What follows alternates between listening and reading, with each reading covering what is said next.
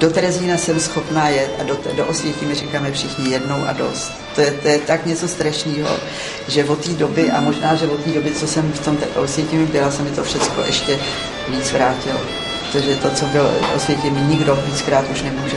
Je nějaká věc, kterou jste si z Terezína nebo Osvětimi vzala, kterou máte doma jako na památku? Hmatatelnou. Mám skovanou hvězdu, pak to jsme z Mauthausenu jsme se vrátili, mám skovanou dokonce jednu takovou jídelní misku, z který jsme jedli v Osvětimi, a mám skovaný pásek, protože když si dáte pásek přes šaty, tak je vám teplejší, když si to stáhnete. A já jsem se chtěla zeptat, jestli vás to třeba nějak jako nenarušuje, nebo jestli vám to nějak nevadí, že se vás takhle ostatní vyptávají na ten život v tom Terezíně a tak dále. Nevadí, no tak nedělám to ráda, říkala jsem, že to vůbec nedělám, jako že by mě to těšilo a naopak nás to myslím ničí. My jsme se tím, že jsme o tom začali mluvit, jsem to říkala, my jsme se do těch láků strašlivě vrátili, ale já nevím, myslíte si, že to má, já se ptám i vás, myslíte si, že to má nějaký smysl? Byla taky tady někde otázka, jak nám bylo po válce. To je veliká zodpovědnost, jako přežít třeba.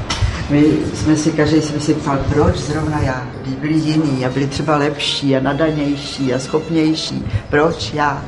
A tak si snad říkáme, že snad někdo to musel přežít, aby o tom mohl povídat dál.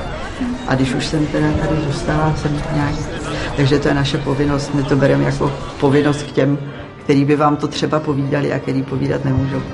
My tady mluvíme za ně a dělám to a nedělá nám to radost, dělá nám to potíže, nám to dělá i potíže fyzicky někdy, když takhle jezdíme už jako to cestování. Už to pro nás moc není, teď ono nám je všem, se nám blíží 80 někde. A tak nás to ničí takhle, ale hlavně nás to ničí psychicky. No, tak si myslíme, že snad to má nějaký smysl, tak proto to dělám.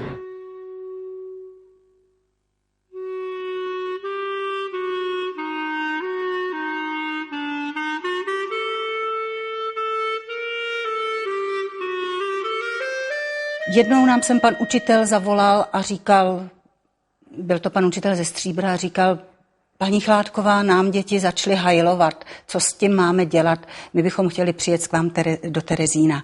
Takže trošičku nás to jakoby zarazilo, ale na druhou stranu i pobavilo a řekli jsme, no my je sice neodnaučíme hajlovat, ale my jim tady se pokusíme ukázat, co se dělo a co to byla ta doba nacismu, kterou oni teď jakoby obdivují a možná je to také přejde. No tak v tomhletom duchu se teď snažíme všem skupinám předkládat historii 30. let, než začala druhá světová válka, kdy se nacismus rozrůstal, a hlavně potom dobu 40. let, kdy v Terezíně vznikla věznice gestapa a kdy tady vzniklo ghetto pro Židy. Obě tahleta zařízení připomínáme stejnou měrou, protože nechceme se dostat do té doby před 90. rokem, kdy se preferovala historie politické věznice a historie komunistických vězňů, kteří v té politické věznici v drtivé většině také se nacházeli. Takže o getu se říkalo málo a my tohleto všechno teď napravujeme. A na čem my zakládáme ty naše vzdělávací dny a programy, to jsou příběhy. Snažíme se co nejvíce ozřejmit příběhy lidí, kteří se tu nacházeli. Vždycky to určitě víc zasáhne a víc si to ti žáci zapamatují, když budou slyšet příběh Helgy Weissové, příběh Freddy Hirsche, příběh Petra Gince a kohokoliv jiného, často i příběh z jejich regionu, protože si předem vyhledáme takové osoby, které se nacházely v tom místě, odkud děti nám přijeli. Takže děti tady zůstaneme, jo? Tamhle v té budově, jak je ta věžička, tam byla německá komandatura. A dole bylo vězení. To bylo hrozný vězení. Tak ta komandatura byla tady. Naproti vám v té budově, jak vidíte dole ty okna, tam jsem ležela, když jsem měla tyfus. To byla, nahoře byla tuberkulóza, jo? A to bylo jako taková nějaká nemoc, infekční nemoce. Ten kostel, ten nikdy za celou dobu nebyl otevřen.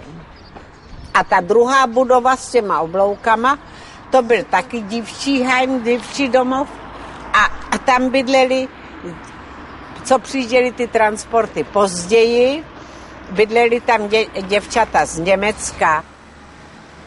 Jak jsem vám říkala, že v té škole bydleli kluci, tak my jsme bydleli tady, protože ulice nebyly Novákových, ale L, všechny ulice tak to byly L a ty to byly Q, jo? Takže toto bylo L410. Tady v těch dolejších oknech, jak vidíte, tam bydlely ty naše profesorky. My, náš hajm, kde jsem bydlela já, byly tam ty 2 poslední okna a ještě 2 z druhé strany. Bylo nás tam 35 děvčat na jednom pokoji. 3poschodový kavalce. Jo? Tady dole, jak vidíte, to uzavřený, v tom sklepě Rafael Šechtr, to byl velmi slavný hudebník, Karel Ančerl, vaše rodiče nebo babičky by to jméno znali, to byl, ten se po válce vrátil, to byl velký dirigent. Tak v tomto sklepě byla nastudovaná Prodaná nevěsta, Hubička, Requiem od Verdiho. To všechno bylo tady v tomto sklepě tajně dělaný, pak už potom i Němci věděli, protože se čekala ta komise Mezinárodního červeného kříže.